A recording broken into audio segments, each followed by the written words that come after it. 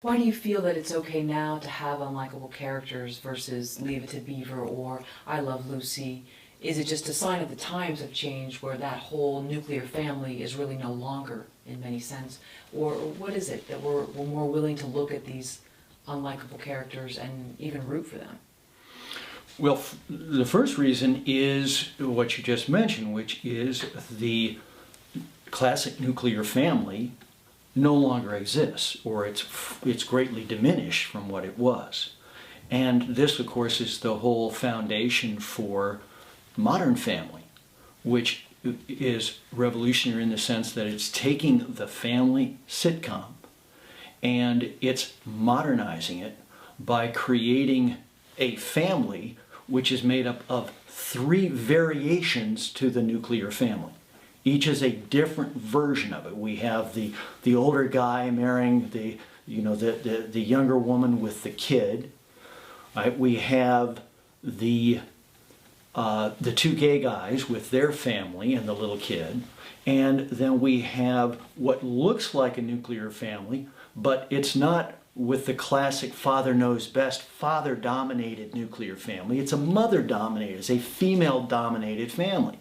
So, and then what they do is they take these 3 versions of family and put them together as one family. And all of the episodes are tracking these 3 different families, ultimately coming together as one family at the end.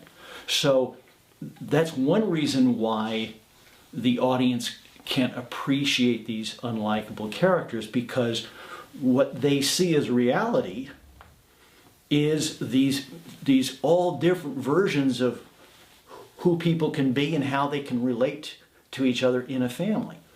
But the other reason is that the audience's understanding of story has changed and grown, because they realize unlikable characters are much more interesting. And it is because of their character flaws that we like them more, not in spite of those flaws. And this indicates an understanding by the audience of media, of story. Their story knowledge is so much higher now than it was back in the 50s and 60s when the traditional sitcom stories and families were shown. So it really represents, now in order to catch the audience, you have to do much more with your character work, your initial character creation, than you had to do in the past. Would a Seinfeld or a Mary Tyler Moore have worked today?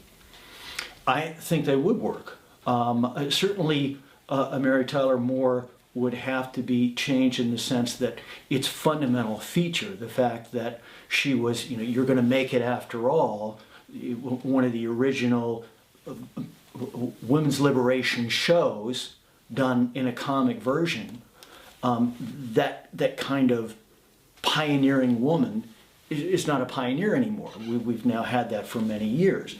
But still, the key to that show was the brilliance of the writing, how the characters were created, the character oppositions.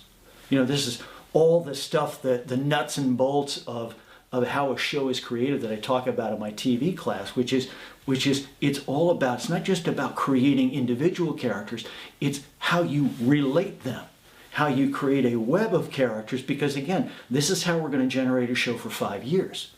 It's the interaction between these characters. Doesn't come from outside characters that we bring in every week new. It's how the characters we know and love, how they play off each other, and we have to create a comic opposition that can be sustained for 5 years. That's really hard to do. But on that show, it was brilliant. The comic characters and the character web, they're brilliant. Similarly, a Seinfeld, the character oppositions, if you look at how it was created with those 4 central characters, and this is a crucial concept in both sitcom and TV drama, the foundation of 4. And this is one of the techniques for, again, generating story over multiple years. But again, Seinfeld brilliantly created in both the character and the plot. And I believe that that's what audiences most relate to. Now, even at the time, Seinfeld almost didn't make it because it was so revolutionary and it was so different compared to what anybody had seen before. And it was also, instead of talking down to the audience, it was very advanced in terms of how quick it was, the wit, the wordplay, and so on. And that also went against conventional wisdom. So, but the fact that the simple quality of the comedy writing was so great, I believe that it would be still successful today, although it might have to be on cable, like a Curb Your Enthusiasm, because that is essentially Seinfeld. It's all of the key characteristics of Seinfeld, but in a slightly different form. But of course, it's on cable.